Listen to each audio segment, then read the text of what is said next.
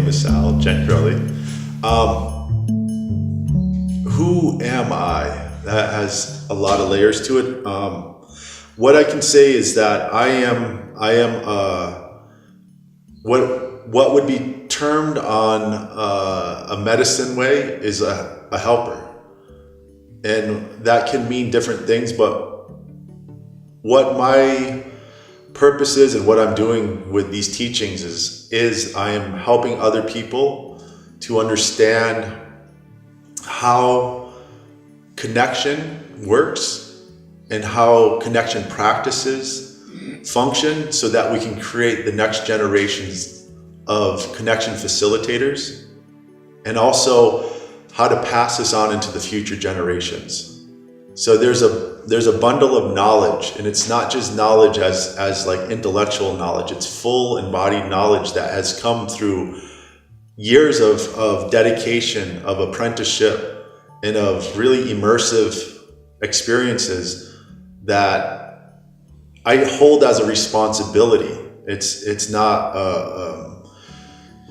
what can we say? It's not an honor in the sense of some prideful thing. It's a responsibility of understanding how life and how connection works and how to help other people gain that connection. And then it's a responsibility to pass that on into the future generations so that people can hold these understandings and these techniques to benefit the children and the generations that are yet to come.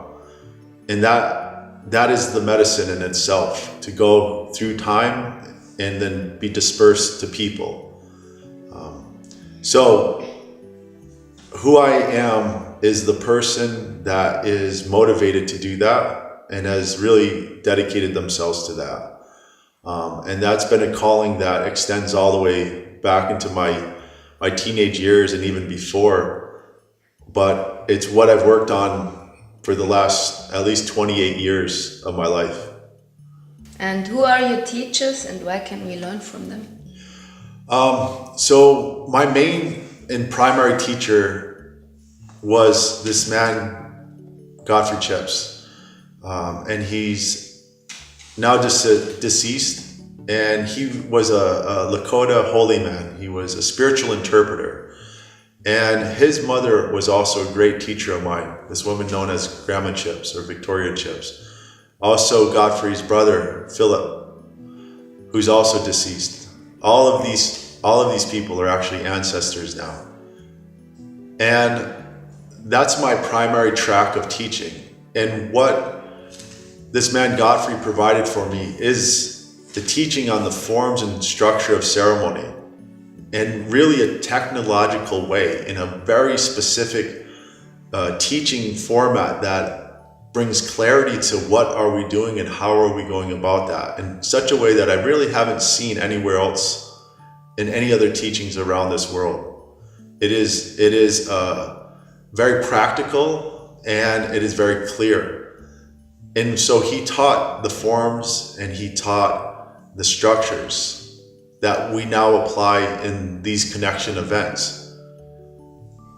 I also have other teachers, including this man, John Young, who I've learned from through the H. Shields Institute, and we work together. And from John, I've gained a lot of understanding about how culture works and how nature ties into that, how interacting with the natural environment ties into that. I also have a teacher, Brad Keeney, and his wife, Hillary Keeney, who have brought about a clarity about even Godfrey's teachings and how the spirit moves and how to work with that in even a more deliberate and clear way, and how we are as human beings and why do we need to do these things. So what can you learn from that? Well, the teachings that I carry are not just intellectual teachings. I can explain it intellectually, but it's an experience. It's a teaching from a place of experience and embodiment.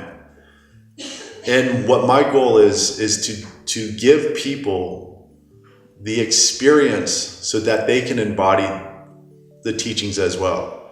And the teachings are really about connection and relationship whether that's to spirit or whether that's to nature. It's really about them and who they are, and then them developing that relationship. So these teachings, what I call them is the way of life.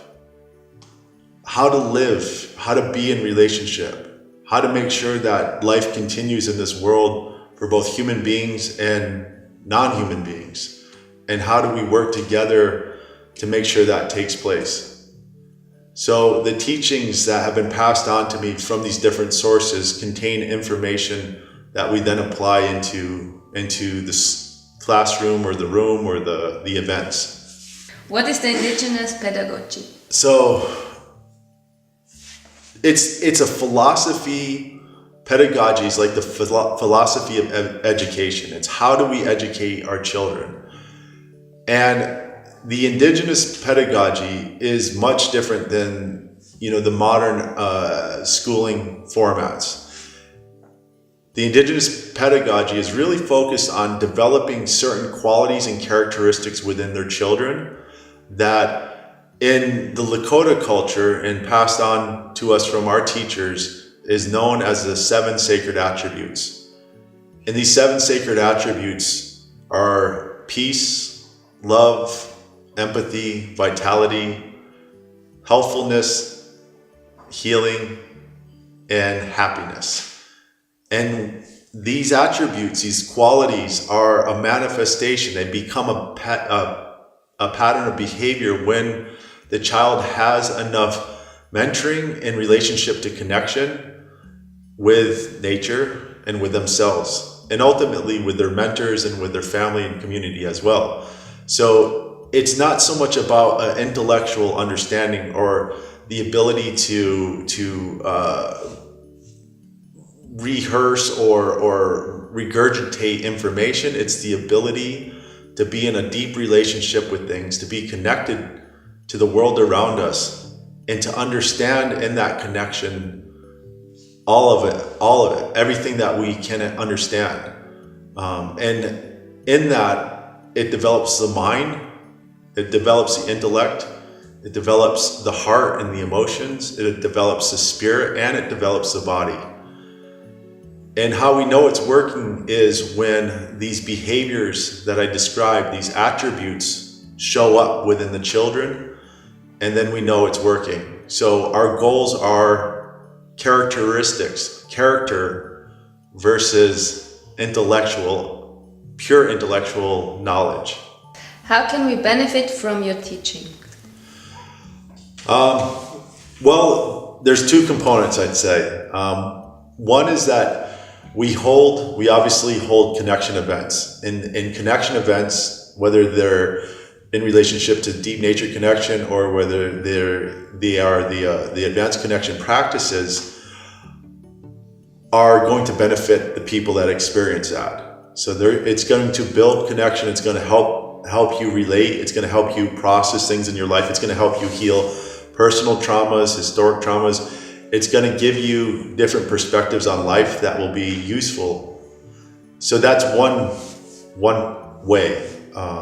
The other way is for those people that are wanting to learn how to apply their gifts and their abilities to help other people to connect, then this teaching will give you forms and structure so that you can work with that and that you can bring to your communities so that your communities can benefit from the connection experience that you would have with me in those advanced connection practices, in those ceremonies, in those rites and rituals, and the rites of passage. So there's kind of 2 tracks here. One is the experience and one is the facilitator track. What is the purpose of humor in teaching and around ceremony? Yeah. Well, to answer that question, I'd like to refer to some teaching that has come to us from the Bushmen. So the Bushmen of the Kalahari is understood to be the oldest continuous existing culture on this earth at this point in time.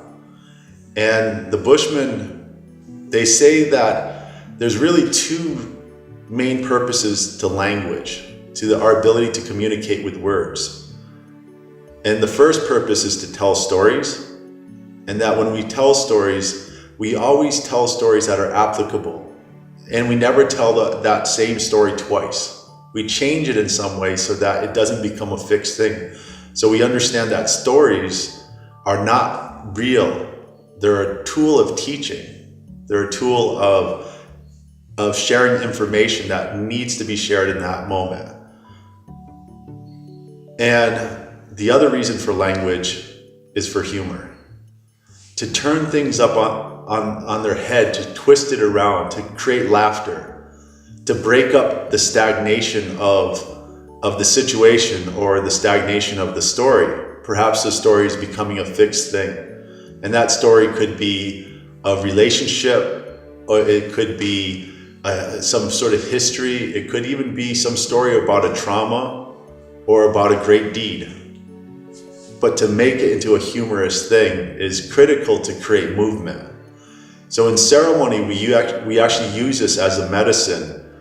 And for example, oftentimes, right at the beginning of the inipi, before we go into the deep ceremony, we'll tell a joke, maybe many jokes, but at least a joke or two, so that people start laughing. And in that laughter, the hard shell of who we are and our egos and our resistance to connection and our protection of our hearts, it softens up.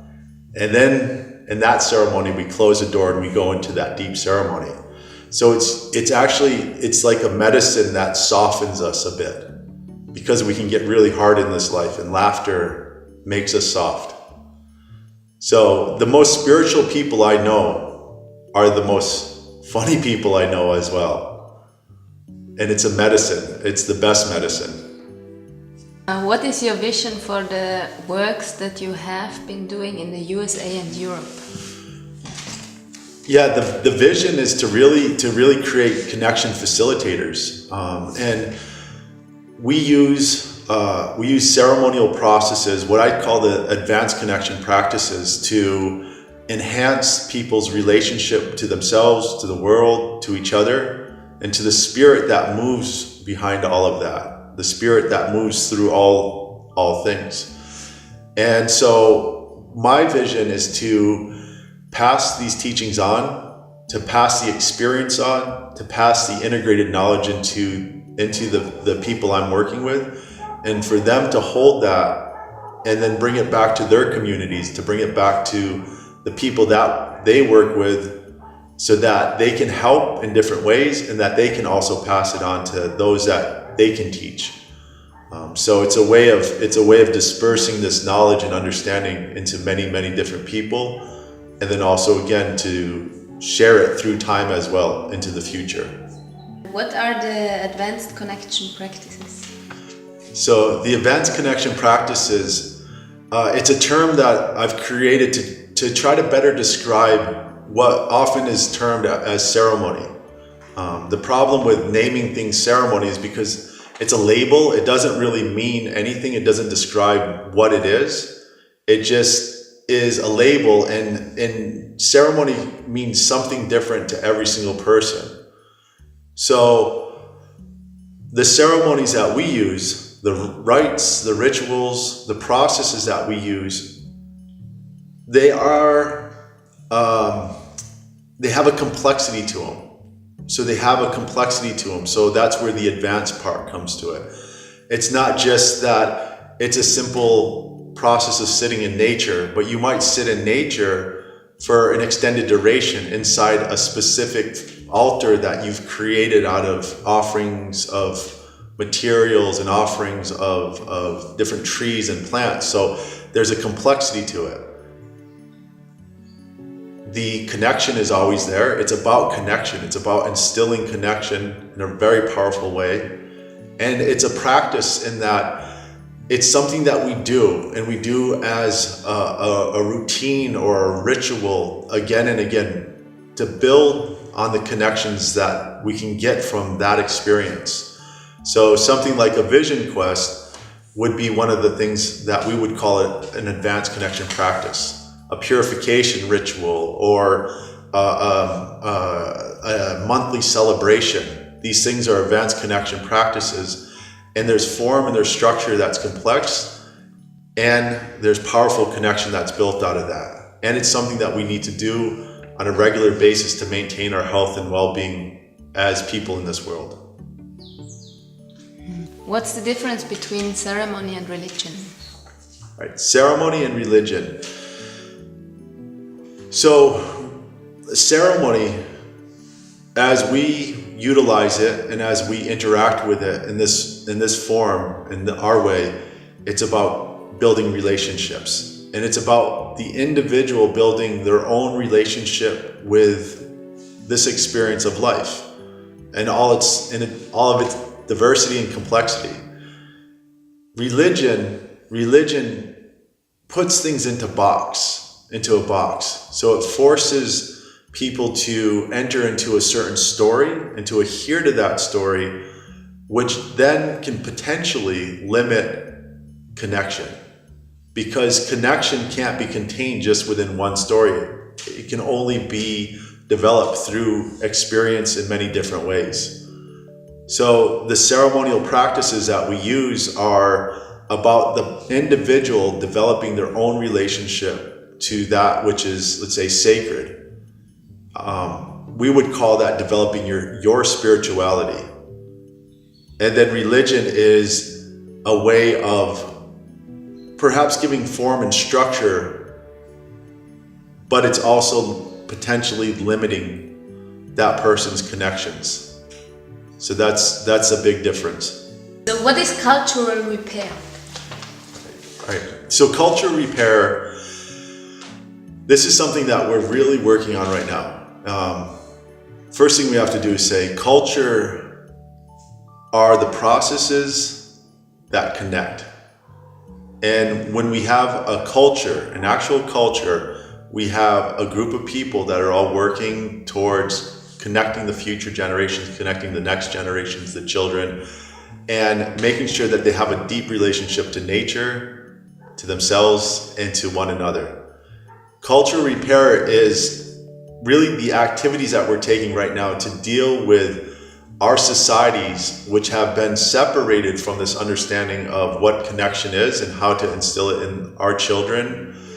And we're looking at ways to navigate that, to recreate the human story for the modern context and bring about the processes of connection back into our homes, back into our families, back into our villages, and really rebuild our relationships to one another and to nature and ultimately to ourselves as well. So that's a simple explanation of culture repair. What is historic trauma and how can we heal it? So historic trauma is a term that has kind of been floating around for a long time, and it's actually recently been almost, you could say really proven that it does exist in this study of epigenetics. And it's how our genetic code is altered by the experiences that we have that is then passed on into the future generations, into our children. So that genetic code is influenced and then it's passed on. So if a person experiences a deep trauma, a deep wound in their life, and that could be in many different forms, and it's not processed, it's not healed, then that genetic marker is actually passed on into the children of that person. And it can go on for generations. The problem with historic trauma is that why the person that experienced the trauma understands there's been a trauma. If you go 3 or 4 generations out, the grandchildren of that person might not even know that that trauma took place, but in some ways are being influenced by the trauma that, let's say, grandma experienced without any knowledge of it. So historic trauma is really looking at what are the patterns that we're living in right now? What are the expressions of the patterns? Are they connecting or are they disconnective? Because a trauma is going to create a pattern that is not really connective. It's usually very disconnective. And how do we navigate that? the problem with historic trauma is we can't think our way out of that. There are ways to change that, and through these ceremonial practices, we can actually change historic trauma. We can heal that. We can, in essence, release ourselves from that pattern, from that story, and from the genetic code or the genetic responses that the trauma has created. And the studies that they've done so far actually have proven that, where with twins, one twin was adopted and one twin wasn't, and the twin that was surrounded by a family that held them in love, their genetic code no longer held the traumas that the twin that was still raised in that environment of the trauma held. So ultimately, what cures historic trauma is love. We utilize that principle knowing that the ropes of connection are love, and we connect into these very powerful places of transformation, which we would call the ceremonies or the advanced connection practices, to actually heal historic trauma. What is the greatest challenge we face in this age? Yeah, the greatest challenge that we face in this age, there's a lot of different ways to look at this. The greatest challenge, as it's been explained to me, is we have to come to understand that we have an ability as human beings to either bring about connection or to bring about disconnection. And coming to understand what that is and how to work with that and how to heal from the disconnection that we've created, how to heal this earth from the disconnection and the actions that we've taken out of disconnection, and one another out of that, so that we can come back into a relationship with ourselves and with this earth and with each other that is going to thrive into the future. It's beyond sustainable. It's really a thriving and a growth and abundance in relationships.